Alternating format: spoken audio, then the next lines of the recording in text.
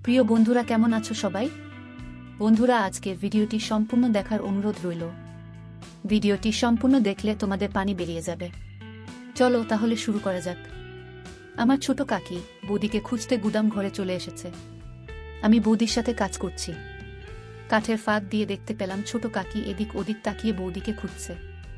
কিছুক্ষণ খোঁজাখুঁজির পর বৌদিকে না পেয়ে চলে গেল ছোট কাকি। এরপর বৌদি বলল, দেখেছ ঠাকুরপো, আরেকটু হলেই ধরা পড়ে যেতাম। ধরা পড়লে কি কেলেঙ্কারি হয়ে যেত বুঝতে পারছ?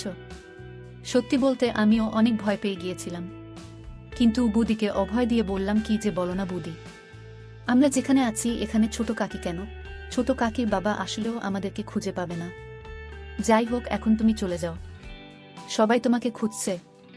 বৌদি তার কাপড় ও চুল ঠিকঠাক করে গুছিয়ে ওখান থেকে চলে গেল।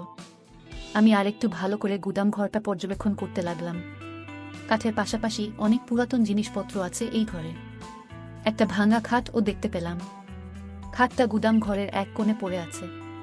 খাটটা নিচে নামিয়ে পর্যবেক্ষণ করার চেষ্টা করলাম। খাটটার কন্ডিশন তেমন একটা ভালো না, তবে কাজ চালিয়ে নেওয়া যাবে। ঠিক করলাম এই গুদাম ঘরেই একদিন মাকে নিয়ে এসে মনের বাসনা মেটাবো। ছোট কাকিমার নাকের ডগায় বুদিকে কাজ করে দিলাম। ছোট কাকি বুঝতেও পারল না। এর চাইতে নিরাপদ জায়গা আর হতে পাবে না। আম্মুকে যেভাবেই হোক এই ঘরে নিয়ে আসতে হবে। বুদি যাবার 15 মিনিট পর আমি বাড়িতে ঢুকলাম। এই সময়টায় বাড়ির সামনের রাস্তায় হাঁটাহাঁটি করলাম, তাড়াহুড়োয় মনের খাইজ মেটালাম। সকালে স্নানের মধ্যে মাকে দেখার পর থেকেই একটা ঘোরের মধ্যে ছিলাম। মা ছেলের স্বাভাবিক সম্পর্ক বারবার ভুলে যাচ্ছিলাম। পূজনীয় মাকে নিয়ে কি সব চিন্তা করছিলাম। নিজেকে থামানোর শত চেষ্টা যেন বারবারই বিফলে যাচ্ছিল। আজ সকালে বড় কাকার কিছু অতিথি আসার কথা ছিল। সকাল পেরিয়ে দুপুর গড়ালেও তাদের কোনো খোঁজ খবর নেই। দুপুরের একটু পরে মা আর নোলক দিদিকে গোসল করতে দেখলাম। মা যখন পুকুর ঘাট থেকে উঠে এলো তখন আমি চিলেকোঠায় বসা। তাদের সম্পূর্ণ স্নান দেখে মনের মধ্যে তীব্র বাসনা জাগল। রাতে সবাই একসাথে খেতে বসলাম। আমাদের খাওয়ার মাঝামাঝি সময় শুনতে পেলাম কিছু অতিথি এসেছে। বড় কাকার যে বিজনেস পার্টনারদের আজকে আমাদের বাসায় আসার কথা, এরা তারাই। ইনারা সকালে এসে পৌঁছাতে পারেননি, কারণ রাস্তায় নাকি গাড়ি খারাপ হয়ে গিয়েছিল, যার ফলে গাড়ি ঠিক করে রওনা দিতে দিতে আবার জ্যামে পড়তে হয় এবং ওভারঅল আমাদের বাসায় পৌঁছাতে দেরি হয়ে যায়। কিন্তু অসময়ে আসায় বড় কাকা এখন তাদের সাথে বৈঠক করতে পারবেন না। তাদের জন্য আজ রাতে থাকা খাওয়ার ব্যবস্থা করতে বললেন। কাজ হবে সকালে। অনাকাঙ্ক্ষিত এই অতিথিদের থাকার ব্যবস্থা করতে গিয়ে একটা ঘর কম পড়ে গেল। ঠিক হলো, আজ রাতের জন্য আমি অন্য কোনো ঘরে ঘুমাবো। আমি মনে মনে মামনি বা বৌদিদের সাথে ঘুমানোর প্রার্থনা করতে থাকলাম, কিন্তু শুনলাম যে আমাকে আমার মায়ের ঘরে থাকতে হবে। খাওয়া দাওয়া শেষ করে আমি ঘরে চলে গেলাম। নিজেকে স্বাভাবিক রাখার চেষ্টা করতেছিলাম। কোনোভাবেই নিজের ভিতর ওসব জাগতে দিতে চাচ্ছিলাম না। মায়ের সাথে আগে থেকেছি অনেক, ঘুমিয়েছি অনেক রাত, তবে আজকের বিষয়টা একেবারেই আলাদা। জ্বরের রাতের পর থেকেই সবকিছু কেমন যেন উল্টা হয়ে গেছে। স্বাভাবিক কোনো কিছু চিন্তা করতে পারছি না আমি। মা হাতের কাজ শেষ করে ঘরে আসলো। এদিকে আমি মোবাইল ঘাঁটছিলাম। মা এসে কাপড় নিয়ে বাথরুমে চলে গেল।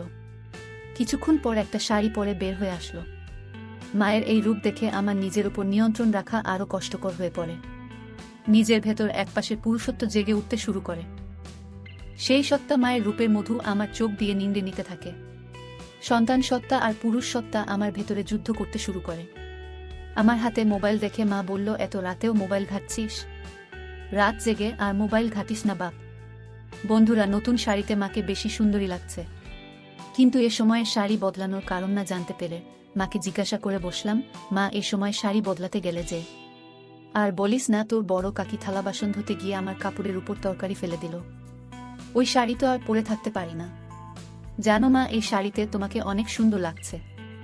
ওমা, তাই নাকি? এটা তো অনেক পুরাতন শাড়ি। শাড়িটাকে পরেছ দেখতে হবে না। তুমি তো দেশের সবচেয়ে সুন্দরী নারী। তুমি যা কাপড়ই পরো তাতেই তোমাকে সুন্দর লাগে। মা আমার পাশে এসে বসল। হঠাৎ মাকে আজ এত সুন্দর লাগছে কেন? কোনো মতলব আছে নাকি রে? মতলব তো আছেই, কিন্তু সেটা খুব ঘৃণিত। আমি পেটের কথা পেটে রেখে মাকে জিজ্ঞাসা করলাম, কি মতলব থাকতে পারে বলতো? মা বলল, সেটা তুই ভালো জানিস রে বাপু। এখন আমাকে শুতে দে, সারাদিন হাত ভাঙ্গা খাটুনি গেছে। হ্যাঁ, সে তো যাবেই। বাড়িতে যতজন লোক, সবার জন্য রান্নার কাজ করতেই বেলা শেষ হয়ে যায়। কাজের মাসি রাখার কি দরকার? নিজেরাই তো সব কাজ করতে পারো। হ্যাঁ তাই তো, বউগুলোকে বিনা পয়সায় খাটাতে পারলেই তো কাকাদের লাভ। হঠাৎ তুই তোর কাকাদের উপর খেপলি কেন? খেপলাম কোথায়, যেটা হচ্ছে সেটাই তো বললাম। যাই হোক, তোমার পা টিপে দিব মা। ও মা, আমার বাপুর মতলব তো ভালো দেখছি না। এই তুই সত্যি করে বলতো তোর মতলবটা কি? ওহ মা, তুমি সেই কখন থেকেই মতলব মতলব করছো কেন? বলবো না, হঠাৎ করেই তুই আমাকে সুন্দর বলছিস, আবার এখন আমার সেবা করতে চাচ্ছিস। ব্যাপারটা কি বলতো? ব্যাপারটা কিছুই না, আমি যখন জ্বরে পড়েছিলাম তুমিও তো আমার সেবা করেছিলে। আচ্ছা, তুমি যে আমার তখন সেবা করেছিলে, তোমার মতলবটা কি ছিল বলতো? তোমার মতলব থাকবে কেন? তুই আমার ছেলে, তুই অসুস্থ হলে আমি তোর সেবা করব না? তুই ছাড়া আর আমার আপন কে আছে বলো? আমিও তো তাই বলছি। তুমি ছাড়া আমার আর আপন কে আছে? তোমাকে যে অসম্ভব ভালোবাসি মা। আমার কথা শুনে মা ইমোশনাল হয়ে পড়ে এবং আমাকে জড়িয়ে ধরে কাঁদতে শুরু করে। মায়ের ছোঁয়া পেয়ে এ সময় পরাজিত হয় আমার সন্তান সত্তা। তখন আমি এক অন্য আমি হয়ে যাই। তীব্র লালসায় আমিও মাকে জড়িয়ে ধরে কান্নার অভিনয় করি। কিছুক্ষণ পর মা আমাকে ছেড়ে দিয়ে আমার কপালে গালে পরম মমতায় হামি দিতে থাকে। মায়ের চোখে কান্নার জল। আমি হাত দিয়ে মায়ের চোখের পানি মুছে দেই। মাকে বলি, তোমার জন্য আমি আছি মা। তোমার কোনো ভয় নেই, কোনো দুঃখ নেই। তোমার সব চাহিদা আমি পূরণ করে দেব। মা হালকা মুচকি হাসি দিয়ে বলে উঠল, ও মা, আমার ছেলে দেখি বড় হয়ে গেছে, কিন্তু আমার কোনো ভয় নেই, দুঃখ নেই। আর নতুন করে চাওয়া পাওয়ারই বাকি থাকতে পারে। আমি গম্ভীর হয়ে মায়ের হাত ধরে বললাম, তুমি সবকিছু মানিয়ে নিয়েছ। বাবা যে তোমার ওপরে দিনের পর দিন অবিচার করেছে তা আর কেউ না জানলেও আমি দেখেছি। মা বিব্রত হয়ে আমার কাছ থেকে হাত সরিয়ে নিয়ে বলল, তোর কাছে কি অবিচার করল? সংসারে একটু মনোমালিন্য হবেই, এটাই স্বাভাবিক। তোর বাবা একটু চড়া মেজাজি, কিন্তু মানুষটা মন্দ না। আমি মায়ের গালে একটি হাত দিয়ে বললাম যে আমার জন্মের পর কি বাবা তোমাকে আদৌ ছুঁয়ে দেখেছে? দিনের পর দিন তুমি বাবাকে কাছে পাওয়ার জন্য বিছানায় ছটফট করতে। আমি তা দেখেছি। আমার মুখে এই কথা শুনে মা লজ্জা পেয়ে যায় এবং আমার গাল থেকে হাত সরিয়ে নেয়। এরপর আমাকে ধমক দিয়ে বলে, কি সব আজেবাজে বকছিস? তোর মুখে কি লাগাম নেই? মায়ের সাথে কিভাবে কথা বলতে হয় ভুলে গেছিস বুঝি? আমি মায়ের দুই বাহু দুই হাত দিয়ে শক্ত করে ধরে বললাম, আজেবাজে কথা না মা। আমি যা বলছি তা এক বিন্দু মিথ্যা না। তুমি আমায় ছুঁয়ে বলো যে আমি ভুল বলছি। এ কথা বলেই মায়ের একটা হাত নিয়ে আমার মাথায় রাখলাম। মা আমার মাথা থেকে হাত সরিয়ে নিয়ে বলল, তুই এসব কি শুরু করলি? আমি আবারও মায়ের হাত টেনে নিয়ে আমার মাথায় তুলে বললাম, আমার দিব্যি বলো, আমি কি একটু ভুল বলেছি?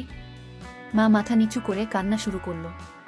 আমি মায়ের আরও কাছে এসে বসলাম এবং দুই হাত দিয়ে মায়ের চোয়াল ধরে উঁচু করলাম। মায়ের চোখের জল আমার দুই হাতের আঙুল দিয়ে মুছে দিয়ে মায়ের কপালে একটা হামি দিলাম। এরপর মায়ের কপালে আমার কপাল ঠেকিয়ে বললাম যে মা, আমি এখন আর তোমার সেই ছোট্ট রাজ নই, আমি এখন বড় হয়েছি। এখন আমি তোমার সকল চাহিদা পূরণ করতে পারবো। আমি তোমাকে আর কখনোই বাবার অভাব বুঝতে দেব না। মা আমার দিকে বিস্ময়ের চোখে তাকিয়ে বলল, তুই কি বলছিস এসব? তোর বাবা আবার আমার কিসের অভাব রেখেছে? আর তুই তোর বাবার কোনো অভাব পূরণ করবি? আমি ইশারা দিয়ে এই অভাব বলেই একটা হামি দিলাম। মা ঘটনার আকস্মিকতায় চুপ হয়ে যায় এবং যখন বুঝতে পারে যে আমি কি করতে চাচ্ছি, তখন আমাকে দুই হাতে ঠেলে সরিয়ে দেয়। তুই এগুলো কি করছিস? তুই কি এগুলো জেনে বুঝেই করছিস? তুই কি পাগল হয়ে গেছিস? মা তার মুখ ঢেকে কাঁদতে শুরু করল। একটু পরে রক্তচক্ষু করে আমার দিকে তাকিয়ে বলল, দূর হ আমার সামনে থেকে। তোর মতো কুলাঙ্গারকে জন্ম দেওয়ার আগে আমার মৃত্যু হলো না কেন?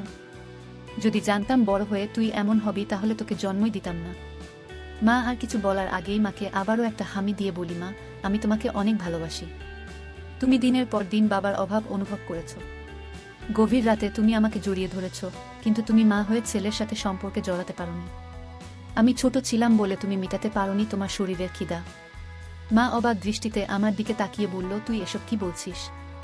আমি তোর মা হই রে, মা হয়ে তোর সাথে এরকম কাজ করার কথা কখনো কল্পনাও করতে পারি না। মায়ের কানে মুখ রেখে বললাম, মা, আমাদের মা ছেলের সম্পর্কের বাহিরেও আমাদের আরও একটা সম্পর্ক আছে। আমি পুরুষ আর তুমি নারী। তুমি এতদিন শান্ত থেকেছ। তুমি নিজেকে সতী প্রমাণ করার চেষ্টা করেছ, কিন্তু কার জন্য? যে মানুষটা তোমাকে মানুষ বলে গণ্যই করে না তার জন্য। তুমি যদি নিজের জন্য হলেও একবার ভাবতে, তাহলে তোমার জীবনে এত দুঃখ কষ্ট থাকতো না। মা আমার বুকে মাথা লুকিয়ে বলে, কিন্তু তুই আমার ছেলে, আমি কখনোই এত বড় পাপ করতে পারবো না। আমাকে ছেড়ে দে, তুই এখান থেকে সরে যা। আমি নিজেকে আটকাতে পারছি না মা। তোমার পরশ পেয়ে আমি পাগল হয়ে গিয়েছি। তুমি অপরূপ সুন্দরী মা, তোমার সৌন্দর্য আমাকে পাগল করে দিচ্ছে। তুই আর পাগলামি করিস না বাবা। তুই আমাকে এত বড় পাপের ভাগিদার বানাইস না। আমি তোকে বিয়ের ব্যবস্থা করে দিব। আমি তবুও হাত বোলাতে থাকলাম। সমাজ ও ধর্মের ভয়ে মা এ সম্পর্ক থেকে নিজেকে বাঁচানোর আপ্রাণ চেষ্টা চালাচ্ছে। কিন্তু আমি জানি দেহের ক্ষুধার কাছে মনের বাধা কোনো ব্যাপারই না। যেই মাকে এতদিন পূজনী দেবীর মতো পূজা করে গেছি, সেই দেবীর সাথে আজকে এরকম ঘৃণিত কাজ করব, এটা আমার বিবেকেও বাধা দিচ্ছে। কিন্তু ওই যে দেহের ক্ষুধার কাছে পরাজিত হয়ে আছে বিবেক। মা চোখ বন্ধ করে আছে, চোখের পানি মুখে রেখা ফেলে গিয়েছে। মায়ের নাকের ফুল ঘন ঘন ওঠানামা করছে। আমি মায়ের চিবুক ধরে মুখ উঁচু করে ধরলাম। মা ঘন ঘন নিঃশ্বাস নিতে শুরু করল। মায়ের খাটের পাশে টেবিলের উপর সিঁদুরের কৌটা দেখতে পেলাম। এক হাত দিয়ে সেখান থেকে সিঁদুর নিয়ে মায়ের দুই সিঁথির মাঝখানে দিয়ে দিলাম। সিঁদুর দিতেই মা চোখ খুলে ফেলে এবং বলে, রাজ তুই এসব কি করছিস বাবা? সিঁদুর পরিয়ে দিলি আমায়?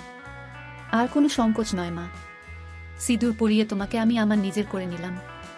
আরে বাবা, সিঁদুর পরালেই কেউ বউ হয় না। সমাজের সামনে অগ্নিকে সাক্ষী রেখে 7 পাক ঘুরতে হয়, আজীবন একসাথে থাকার প্রতিজ্ঞা করতে হয়। তুই আমার সাথে যেটা করছিস সেটা পাপ। তোকে বাধা দেওয়ার মতো ক্ষমতা আমার নেই। এই পাপ তুই করিস না বাপ।